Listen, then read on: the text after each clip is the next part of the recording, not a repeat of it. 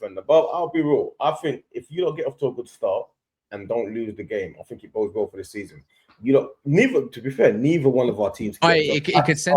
The issue is the fan base, whichever one will get. We're the two most criticized teams in the country by bar none.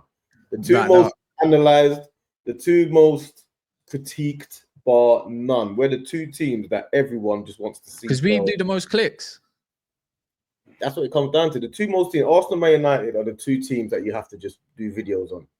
Whatever team decides to not, it'd be better for both of us if we got a draw, to be honest. I think so. It dampens, like, you can say, yes, Old Trafford, we never do well there. And United can say, well, it's Arsenal, they're one of the best teams in the country. Do you know what I mean? Who do you think are the two? Do you think those two are the two managers under the most pressure in the league? I think Pep's under pressure, bro. No, come on. Bro, but think of it. City went for the first time in years without winning a single trophy in 1 year. They've had mad backing since January. I think he's under pressure to deliver as well. I don't think he's under the pressure what you think. Obviously, Arsenal, Arteta, because I think he's the most under pressure out of everyone. Arteta? Yeah, Arteta to deliver. The thing is with Amorim. I'll say Amorim. You know why I don't think it's Amorim? Because if they're ready to prepare to sack it, it will just happen, didn't it? Yeah, but he's not under pressure to win the league. I think Amorim's under pressure to play good football. It's two different. And be stable. But winning a league and trying to be stable, I think there's more pressure. The fact that someone's been there for 5 odd years, you've had the backing of Gyökeres and the rest of them, Zubimendi. I know you've had players go, but I think the fan base are at a point with Arteta now. Like, enough is enough. Like, hurry up. Yeah, but it's two different pressures. One's to be successful. The other is to just play good football. Do you know what? Do you know what advantage I think like we have for this season? And I said it's similar to Arsenal when they had that season when your first game was against Palace and you absolutely wiped the floor with them, is the surprise factor. If you can change, you absolutely, Zinchenko and Jesus absolutely run ragged that game.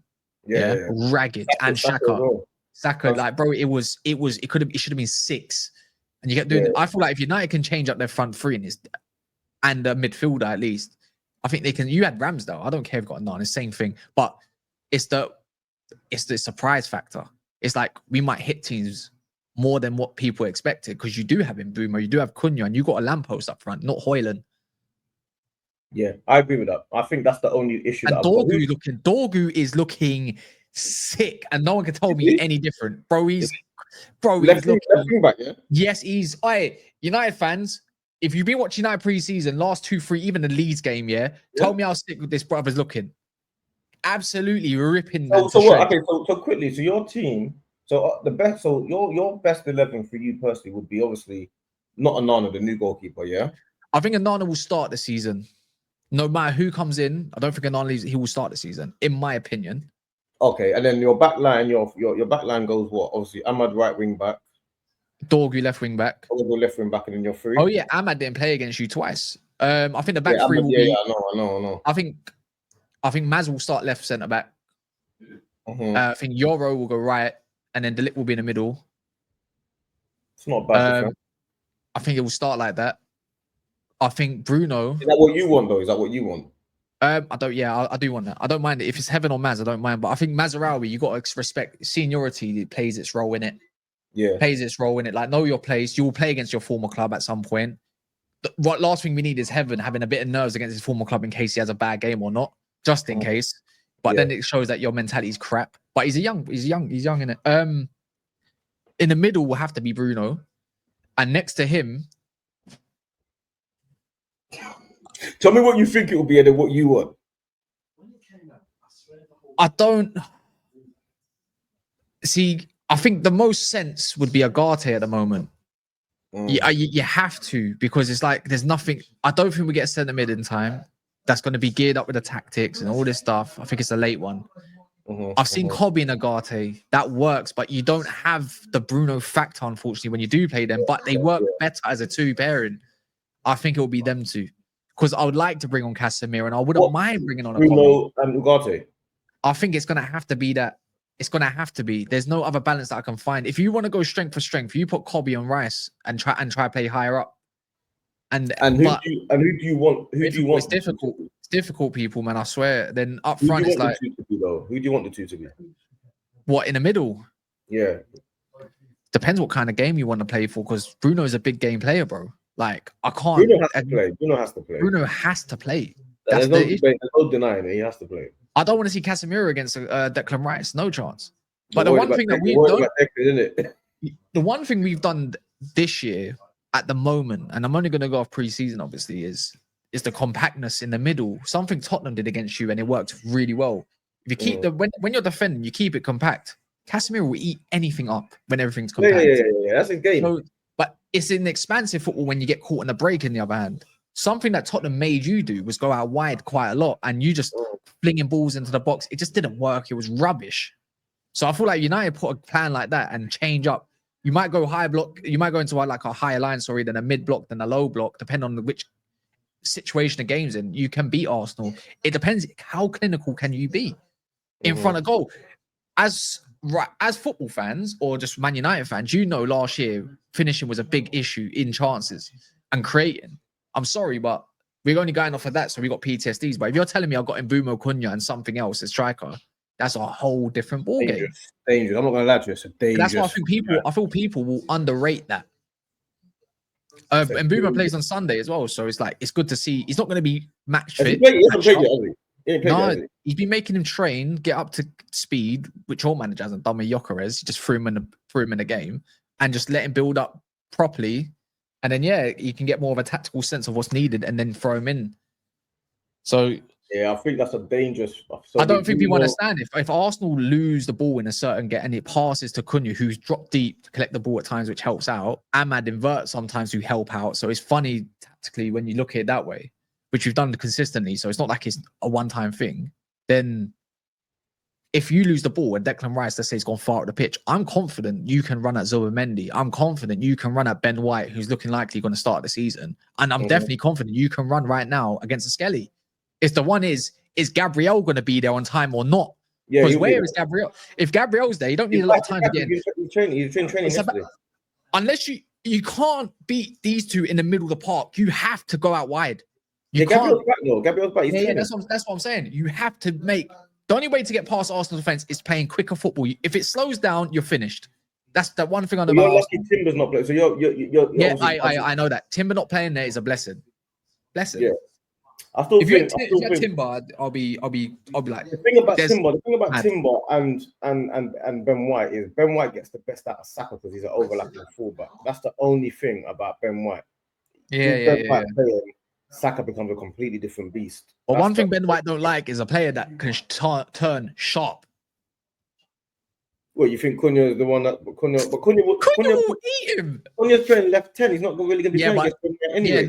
But he plays left 10. But you should know this yourself. Who always stays in that one position? You sometimes see him out there. Dorgu comes inside and stuff. It happens. But Ben White, I'll be looking at that thinking. It's going to be more Dorgu. By the way, Ben White's been one of your best players this summer so far.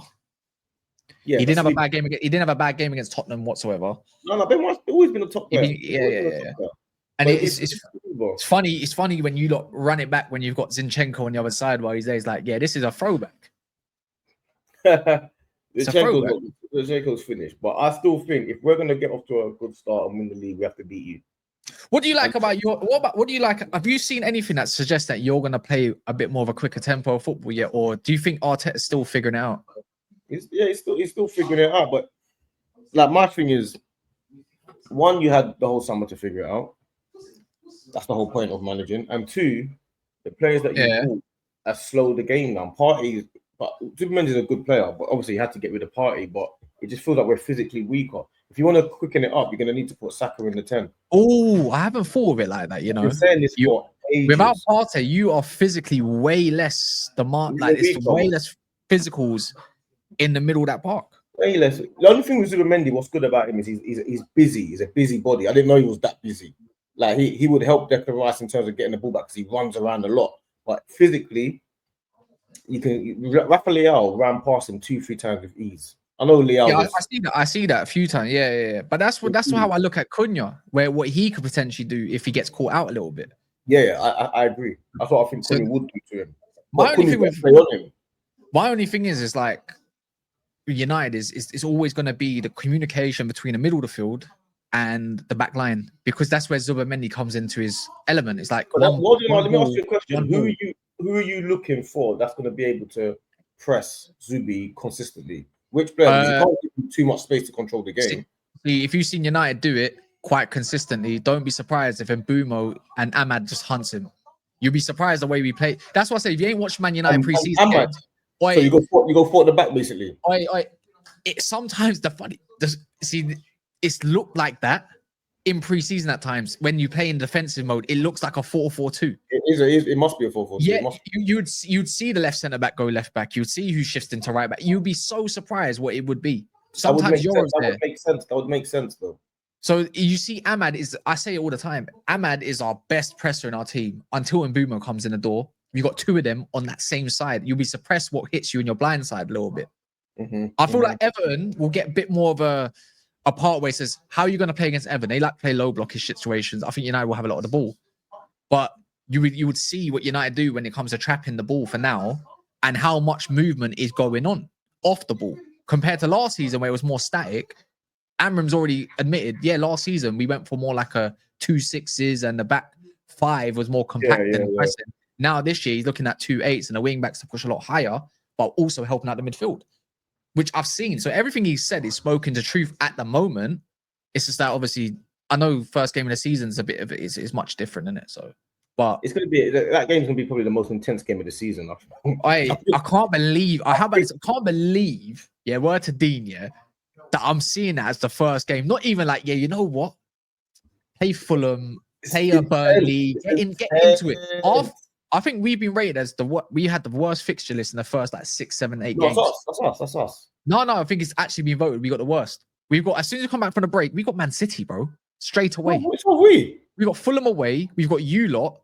I know you got a bit of a different fixture list, but apparently, anyways. We got Newcastle away, Liverpool away, Man City home, Nottingham Forest away, Tottenham.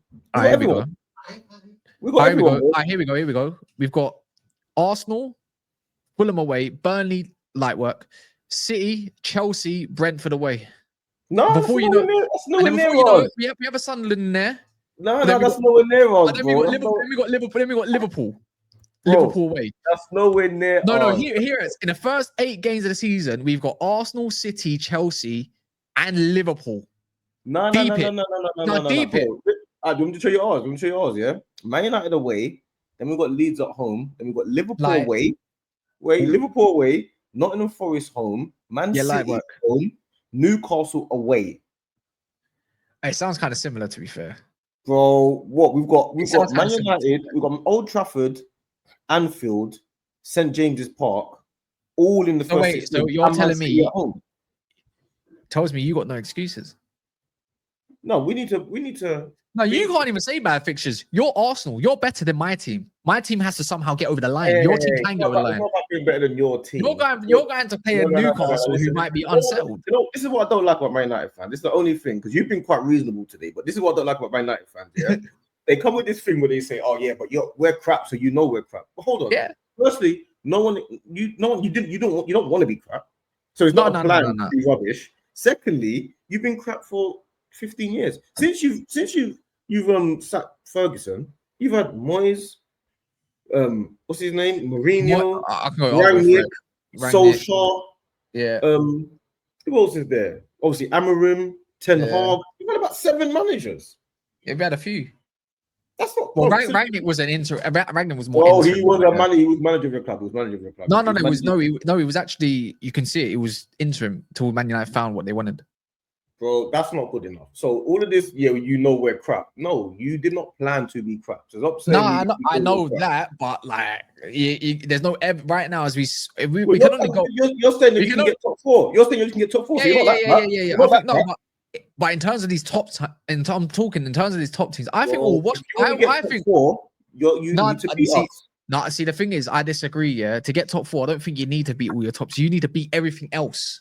Bro, everything else is below you. You finished 15th. So but I think you could beat, but you could beat everything else. No, be talking about other than the top 4, which is like the Chelsea, Man City, Liverpool, Arsenal at the moment. Which United won't lose all those games regardless. It just won't happen.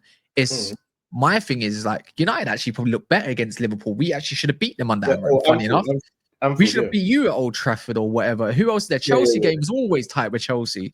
Yeah. They probably deserve to win in the end. But my look at it is like, it's when you're coming up against your Brightons where you look better, but you just didn't get it over the line. Crystal Palace, you look better, but you didn't get over the line. But then there was all these other games. You should be smacking these man up. Yes. It's all them. It's all them games. I wish it was that easy though, bro. Yeah, but it should be like that. And I think United will do that, considering if they change up their front three. United change up their front three with Ahmad there and all that as well. Yeah, man, one game a week as well. Just like them. Don't do the same thing you done last year, where you start underestimating these teams, bro. No. All right, hear me out, yeah. Hear me out for this. I'm not scared of Aston Villa. I never have been. Never have been. Yeah, we just always players. That's the thing. We always beat them. So I don't care. We always beat them. They got an unsettled Watkins as well. We always beat them.